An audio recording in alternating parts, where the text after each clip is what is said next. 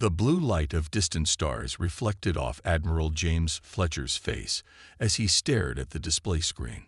His weathered features remained calm, but his eyes betrayed concern. "Sir, we're picking up something unusual," said Lieutenant Parker, his finger tracing the strange signal pattern. "It's like nothing we've ever seen before." The United Earth Defense Force monitoring station was small but essential, positioned in Earth's orbit to watch for any potential threats. Until today, it had been a quiet post. "How far out?" Fletcher asked, leaning closer to the screen. "Edge of our solar system, sir, just beyond Neptune's orbit." Parker adjusted several controls, enhancing the signal. "It's massive. And there are multiple sources." Fletcher nodded slowly. "Prepare the scout ship. I want to see this myself." Within hours, Fletcher led a small team aboard Earth's fastest scout vessel. Humanity had only recently mastered interplanetary travel, with colonies on Mars and research stations around Jupiter's moons. Their technology was basic by galactic standards, but it was enough to investigate. The journey took 3 days, even at their highest speed. When they arrived, Fletcher ordered the ship to maintain distance and activate all stealth systems, primitive as they were. "My God," whispered Commander Wilson as the view screen displayed what lay before them. A vast fleet of ships hung in space, hundreds of them. The vessels were elegant yet intimidating, their hulls gleaming with a metallic silver-blue material unknown to Earth. Some were massive, larger than any structure humans had ever built. "They're scanning Earth," reported Officer Collins from her station. "Deep scans. Atmospheric, geological, biological." Fletcher's jaw tightened. "They're assessing us," he said quietly, "taking inventory." The scout ship maintained its position, collecting as much data as possible while remaining undetected, or so they thought. "Admiral," Collins called, her voice rising in pitch. "One of their smaller vessels is breaking formation. It's heading directly toward us." Fletcher stood from his command chair. "Evasive maneuvers. Let's not." Before he could finish, a blue light engulfed their ship.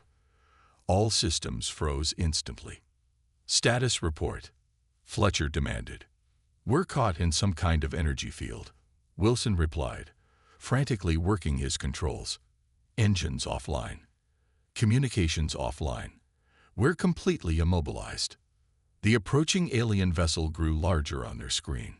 It was sleek and predatory in design, clearly built for speed and combat.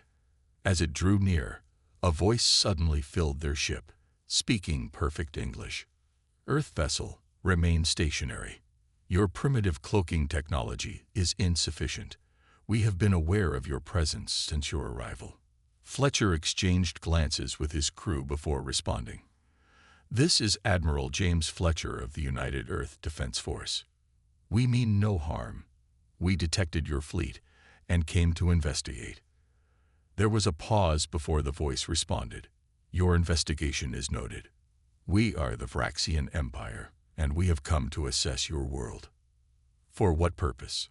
Fletcher asked, though he feared he already knew the answer. "Your species is developing, Admiral Fletcher. We monitor developing worlds.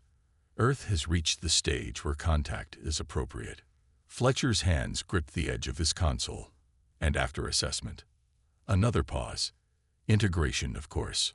All developing worlds become part of the Vraxian Empire. It is beneficial to all." The bridge fell silent as the implications became clear. Earth, with its basic space technology and limited defenses, was facing something far beyond their capabilities. The Vraxian fleet could likely destroy their planet with minimal effort. "A delegation will arrive on your planet within 1 Earth rotation." The voice continued. "Prepare your world leaders. This is a momentous day for your species." The blue field surrounding their ship vanished, and their systems reactivated. "Admiral." Wilson looked to Fletcher, fear evident in his eyes. "What do we do?" Fletcher stared at the massive fleet before them, his mind racing through options that seemed increasingly limited. "We go home," he said finally, "and we prepare for what's coming." As their ship turned back toward Earth, Fletcher couldn't shake the feeling that humanity was facing its greatest challenge, and they were woefully unprepared. The United Nations Emergency Chamber buzzed with tension. World leaders sat around a massive oak table, their faces grim as they awaited the arrival of the Vraxian delegation. Admiral Fletcher stood near the wall, watching security personnel scan the room for the 5th time. "They're coming," announced the Secretary General, her voice steady despite the circumstances. The ceiling seemed to shimmer, and then 5 figures appeared without warning. The Vraxians stood nearly 7 feet tall, with pale blue skin that seemed to reflect light oddly. Their eyes, 3 on each face, blinked in sequence as they surveyed the room. "No teleportation technology was detected," whispered a security officer into Fletcher's ear. "We don't know how they did that." The tallest Vraxian stepped forward. "I am Ambassador Krell, voice of the Eternal Emperor." His mouth didn't move when he spoke. Instead, the words simply formed in everyone's minds. "We bring greetings from the Vraxian Empire, ruler of 8,000 worlds across 3 galactic sectors." The Secretary General stood. "We welcome you to Earth, Ambassador. We are eager to establish peaceful relations." Krell tilted his head slightly. "Peace is assured. The Vraxian Empire has maintained galactic order for 10,000 years. Your world is fortunate to have reached the stage where inclusion is possible." "Inclusion?" asked the President of the African Union. "Integration into our empire," Krell replied. He gestured, and a 3-dimensional star map appeared floating above the table. "Your solar system lies here, at the outer edge of what we call the 7th expansion zone. All developing worlds in this zone become part of our empire." Fletcher noticed how Krell said this, as if stating an obvious fact, like describing gravity or the passage of time. "And if Earth wished to remain independent?" asked the European Chancellor. All 3 of Krell's eyes blinked simultaneously. "That option does not exist. However, we are not conquerors. We are caretakers. Developing species require guidance." One of the other Vraxians stepped forward, producing a small device that projected images of various planets. "These worlds were at your stage of development when we found them. Look at them now." The images showed gleaming cities, massive orbital stations, and advanced technology. It was impressive, but Fletcher noticed something. The inhabitants of these worlds seemed to be working in mines, factories, and farms. They didn't appear to be in control of anything important. "Your species will provide natural resources and labor," Krell continued. "In exchange, you will receive protection, limited technology transfers, and cultural autonomy in designated areas." "You mean we'll be a colony?" Fletcher said, unable to remain silent any longer. Krell turned his 3-eyed gaze toward the Admiral. "The concept is similar but outdated. We prefer contributory member world. Earth has valuable minerals, diverse biology, and a large adaptable population. You will contribute these to the Empire." The Secretary General's voice remained diplomatic, though Fletcher could see her knuckles whitening as she gripped the edge of the table. "Surely there can be negotiation about the terms of this contribution." "Of course," Krell replied. "We are reasonable. You may maintain your current governmental structures for local matters. Religious practices may continue in private. 20% of your population may live in zones where reproduction is permitted." A stunned silence fell over the room. "And if we refuse?" asked the American president. Krell seemed genuinely confused by the question. "Refusal is not logical. Planets that resist integration require modification to become suitable. This process is unpleasant for the indigenous population." The threat hung in the air, all the more chilling for its casual delivery.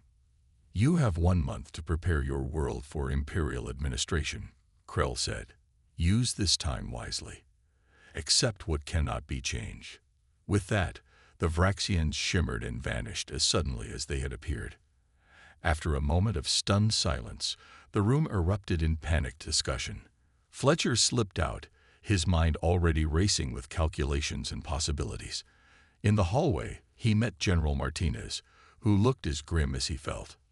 What options do we have? Martins asked quietly. Fletcher thought of the massive fleet he had seen. Not many, but we need to find something, and fast. He pulled out his phone and dialed a number he rarely used. Dr. Moore. This is Admiral Fletcher. We need your help with something urgent. Very urgent. Dr. Lisa Moore's laboratory sat underground, buried beneath an ordinary-looking research facility in Colorado. The walls were lined with strange equipment that hummed softly. Screens displayed brainwave patterns that pulsed in vibrant colors. Admiral Fletcher walked past guards with high-level clearance badges, his footsteps echoing on the polished floor. He hadn't slept in 36 hours. I came as soon as I could, Fletcher said as he entered the main research room. Dr. Moore didn't look up from her microscope. She was a small woman with silver-streaked hair pulled back in a tight bun. The aliens gave us a month, I hear. Not much time. No, Fletcher agreed. Not much time to prevent slavery or extinction. Moore finally looked up. I've reviewed the data you sent. Their technology is beyond anything we could hope to match. She removed her glasses. We can't fight them conventionally, James. It would be suicide. Fletcher nodded grimly. That's why I'm here. Your research, is there anything in it that might help us? Dr. Moore had been studying unusual radiation patterns in human brain activity for 15 years. Her work was considered fringe science by many, but it had secured quiet government funding nonetheless. Maybe. She pressed a button, and the largest screen displayed a swirling pattern of energy. This is what we've been tracking. A type of neural quantum activity present in all humans, but typically dormant. Fletcher frowned. What does it do? That's the question. Moore smiled slightly. Follow me. She led him through a heavy door into another room where a young man sat wearing what looked like a modified helmet. Wires connected it to various machines. This is Tom, Moore explained. One of our volunteers. Tom, show the Admiral what you can do. Tom nodded. He stared intensely at a metal cube on the table in front of him. After several seconds of concentration, the cube slid across the table without being touched. Fletcher's eyes widened. Telekinesis. That's not quite. Moore interrupted. It's more complex. Tom is affecting the quantum state of the matter, and that's just the beginning. She walked to a computer and pulled up more data. We've identified subjects who can share thoughts, perceive events at a distance, and even influence electronic systems. It's not magic, Admiral. It's an evolved trait, but one that typically only manifests under extreme stress. Fletcher was struggling to process this information. Are you saying humans are psychic? I'm saying humans have neurological capabilities that operate on a quantum level, capabilities we haven't fully utilized because we've never needed to. Moore's expression was serious. Our scans show the Vraxians lack this neural structure completely. They wouldn't even know to look for it. Hope flickered in Fletcher's eyes for the first time in days. Can it be weaponized? That's a crude way to put it, but yes.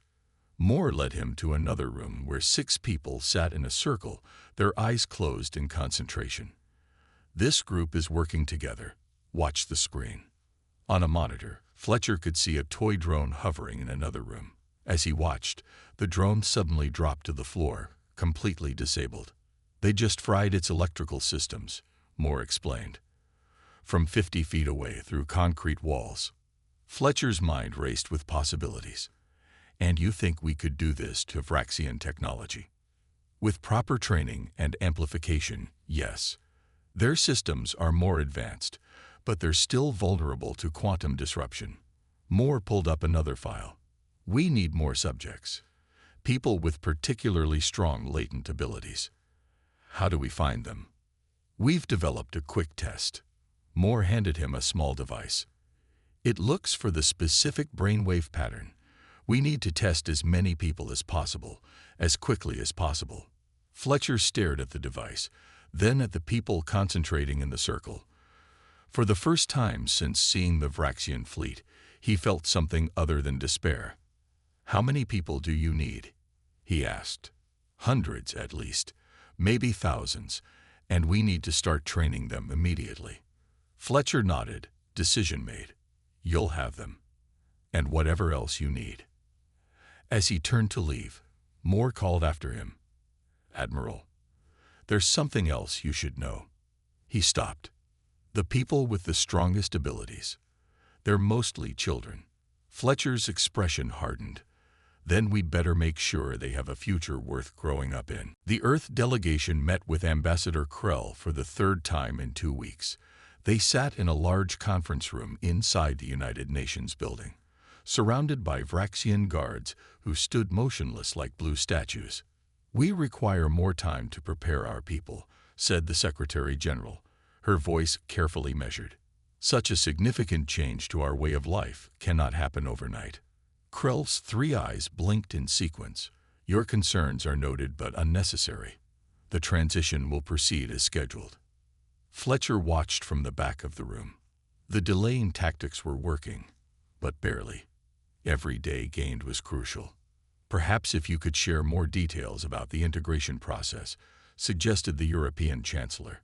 Our people respond better when they understand what to expect. As the discussion continued, Fletcher slipped out of the room. In his ear, a small communication device activated. Status report, he whispered once in the hallway. Dr. Moore's voice came through clearly. Progress is better than expected. The children are learning fastest. Some can already disrupt small Vraxian devices at close range. And the ship schematics. We got them. Tom and Emma managed to pull the data directly from a Vraxian officer's personal device yesterday. It's complex, but we're figuring it out. Fletcher moved quickly through the building. What about production? Underground facilities are working at full capacity. We've converted 18 automobile factories. The weapons won't match Vraxian technology, but with our enhancements, they might not need to. Fletcher entered a secure elevator that took him to a hidden sub-basement. The doors opened to reveal a bustling command center. Screens displayed locations around the world where training centers have been established. Other monitors showed production facilities working around the clock. General Martinez approached, looking exhausted but determined. The Vraxians are getting suspicious. They've increased surveillance on all major government facilities. Let them watch, Fletcher replied. They won't find what they're looking for because they don't know what to look for. The center of the room featured a large holographic display of the Vraxian fleet still positioned at the edge of the solar system. Small groups of their ships had moved closer to Earth, taking up positions around the moon. Our biggest problem remains power, said Dr. Moore, appearing from a side room. The abilities work, but maintaining them long enough to affect their larger systems requires more energy than the human brain typically produces. Fletcher nodded. Show me. Moore led him to another area where a young girl, no more than 12 years old, sat wearing what looked like a modified helmet with glowing blue circuits. This is Emma, Moore said, one of our strongest.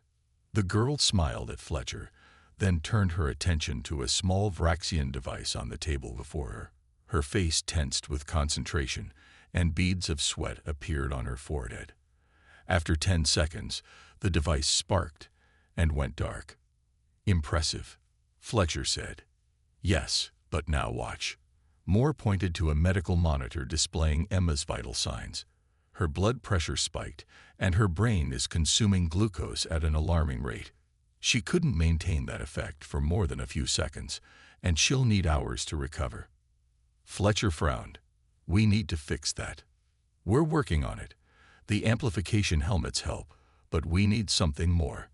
They walked back to the main area, where scientists and engineers worked frantically on various projects. The Vraxians gave us 1 month, Fletcher said quietly. We have 8 days left. Will it be enough? Asked Martinez. Fletcher stared at the holographic display of the alien fleet. It has to be. In another room, 200 children and adults practiced together, their minds linked in ways never before achieved by humans.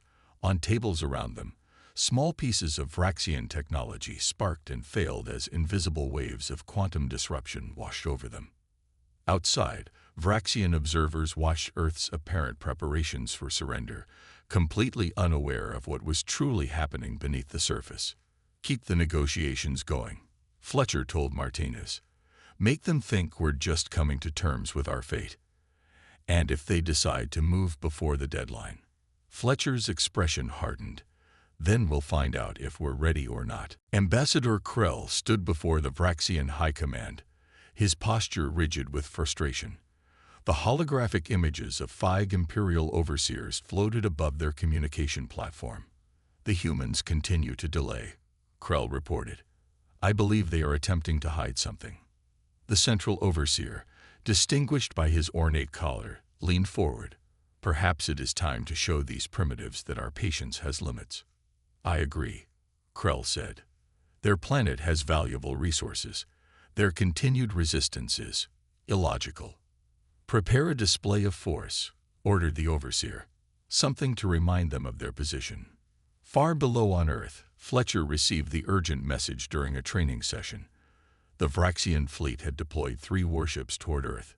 "They're moving earlier than expected," Fletcher told Dr. Moore as they rushed to the command center.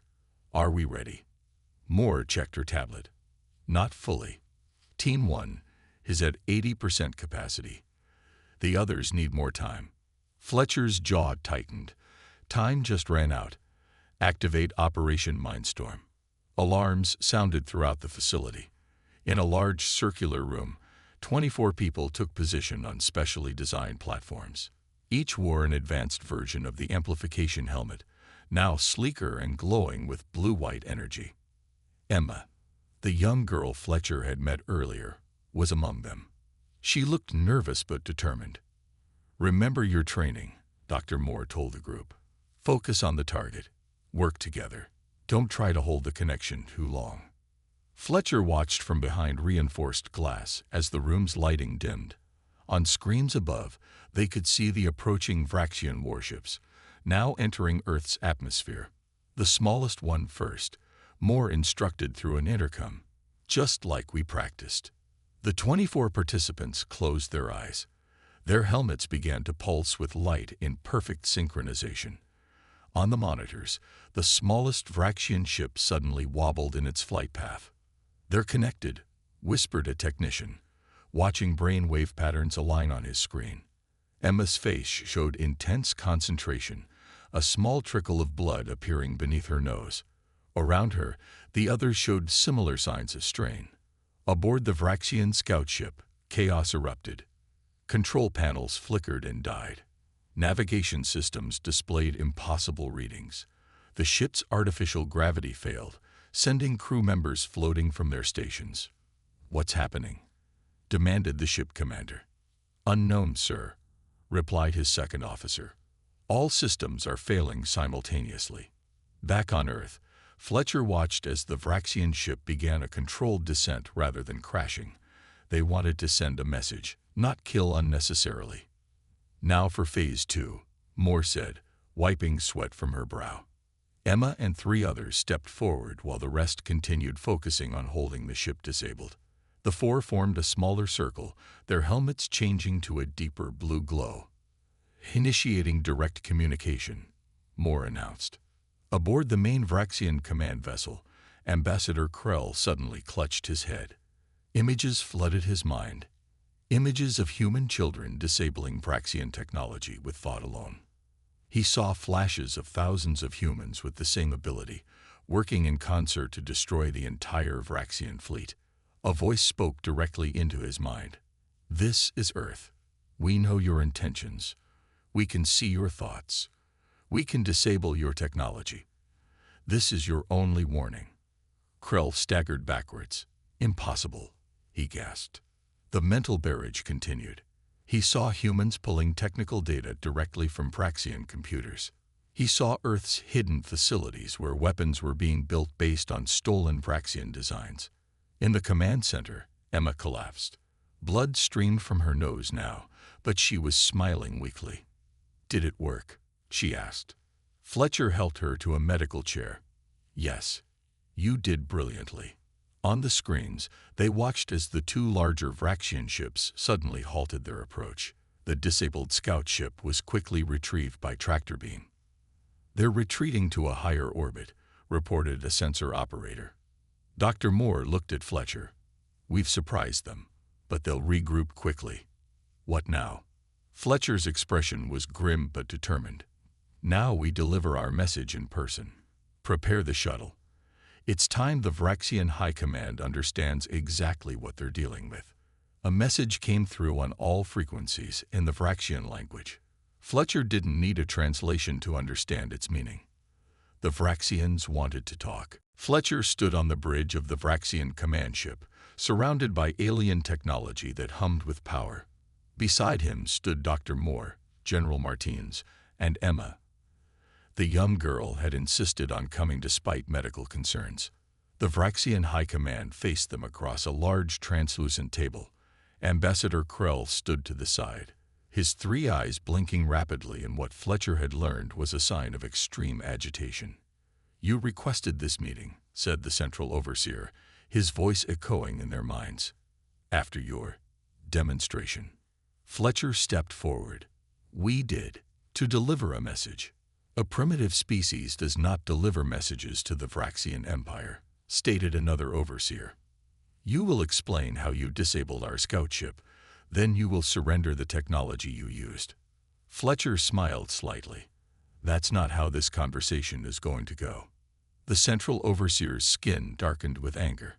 "You forget your position, human. One command from me and your planet will burn." "Try to give that command," Fletcher said calmly. "See what happens." The Overseer raised his hand to signal his officers. Nothing happened. He tried again, then looked confused. "They can't hear you," Fletcher explained. "Right now, Emma here is blocking your neural transmissions." The young girl stepped forward, her amplification helmet glowing softly. Blood was starting to trickle from her nose again, but her gaze remained steady. "Impossible," whispered Krell. "Our neural networks are encrypted with quantum keys." Dr. Moore smiled. "Quantum patterns are exactly what we can perceive and manipulate. Your technology is advanced, but it's still based on principles we can affect." Fletcher placed a small device on the table. It projected a hologram showing the enormous Vraxian fleet. Then, one by one, the ships in the image began to explode. "This is what will happen if you don't leave our solar system immediately," Fletcher said. "We can disable your ship's life support systems. We can overload your power cores. We can turn your weapons against you." The overseers looked at each other, their confidence clearly shaken. "A bluff," said one. "They cannot possibly affect our entire fleet." Emma stepped forward again. "Would you like me to show you what else I can see in your minds? The access codes to your planetary defense systems. The location of the Emperor's secret sanctuary on Vrax Prime." The Central Overseer recoiled, his skin turning pale. "How could you know off?" "Because your thoughts are like open books to us," Fletcher interrupted. "Your species evolved incredible technology, but ours evolved something you can't replicate or defend against." To demonstrate, Emma raised her hand. The personal shield devices worn by each overseer suddenly deactivated. Their weapons floated out of their holsters and disassembled themselves in midair, pieces clattering to the floor. "This is Earth's sole warning," Fletcher continued, his voice firm and unwavering. "Leave our solar system. Never return. Tell others to stay away." The Central Overseer stood slowly. "You realize what you are doing. For 10,000 years, no one has defied the Empire." "Then we're overdue," Fletcher replied. "We don't want your empire. We don't want to fight. We simply want to be left alone." "And if we refuse?" asked Krell. Emma answered before Fletcher could. "Then none of you will survive." Her voice was soft, but carried absolute conviction. "I can see the fear in your minds. You know I'm not lying." A heavy silence fell over the room. The overseers conferred mentally, forgetting that the humans could sense their thoughts. "We could destroy your world from a distance," said the Central Overseer finally. Fletcher shook his head. You could try, but our people would sense the attack coming. Your ships would be disabled before the weapons fired. This isn't a negotiation. It's a courtesy. We're giving you a chance to leave with your fleet intact. The Central Overseer stared at Fletcher for a long moment, then at Emma, whose small frame seemed to radiate an impossible power. This ability. It changes everything, he said finally. Yes, Fletcher agreed. It does. He turned to leave, then paused. You have 6 Earth hours to begin your withdrawal. After that, we can no longer guarantee your safety. As the humans walked away, Emma glanced back at the Vraxian leaders. They're going to leave, she whispered to Fletcher. They're terrified of us now. Fletcher nodded grimly. Good. Let's hope that fear spreads throughout their empire. The sky above Earth glowed with unusual light as the massive Vraxian fleet activated their engines. Like stars moving in perfect formation, the ships accelerated away from the solar system, their energy signatures fading into the darkness of space. On the observation deck of the International Space Station, Admiral Fletcher watched them go. Beside him floated Dr. Moore and Emma, who had been given special permission to witness this historic moment. They're really leaving, Emma said, her face pressed against the thick glass. The strain of the past weeks had taken a toll on her, but children recover quickly. Already her strength was returning. Yes, Fletcher confirmed, and taking stories with them. The door to the observation deck slid open, and General Martinez entered. Admiral, we're receiving transmissions. Not from the Vraxians, from others.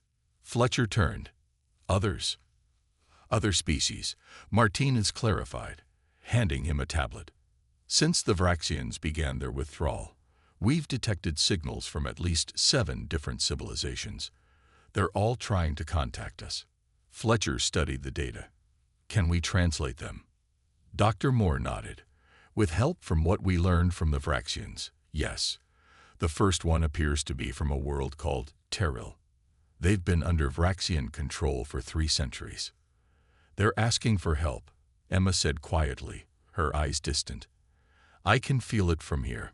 Fletcher looked at her in surprise. You can sense them from this distance. Emma nodded. It's getting easier. Their minds are different from the Vraxians, more like ours. Over the next few days, Earth established communication with various species throughout the nearby galactic sector. The story was always similar. Worlds conquered by the Vraxian Empire, their people reduced to servants or worse. The news is spreading faster than we anticipated, Martinez told Fletcher during a meeting at the newly established Interstellar Relations Center. The Vraxians are withdrawing from multiple worlds, not just Earth. They're pulling back to their core systems. They fear we might teach others our abilities, Dr. Moore suggested. Fletcher nodded. A reasonable fear, because that's exactly what we're going to do. 6 months later, the first Earth diplomatic mission departed the solar system aboard a ship built with modified Vraxian technology. Fletcher commanded the mission, with Dr. Moore and a team of trained telepaths accompanying him. Their destination was Terrell, a water world with a population of beings who resembled tall, slender humans with gills along their necks. As Earth's ship entered Terrell's orbit, hundreds of small vessels rose to meet them, not in hostility, but in celebration. They're greeting us as liberators, said Lieutenant Parker, now Fletcher's second-in-command. On the surface, Fletcher stood before the Terrell Council, their large eyes watching him with hope. We come not to replace one empire with another, Fletcher told them. Earth offers friendship and knowledge, not dominion. A Terrell elder stepped forward. For generations, we believed our minds were inferior to the Vraxians. They told us we were meant to serve. Dr. Moore smiled. They lied. We've studied your biology.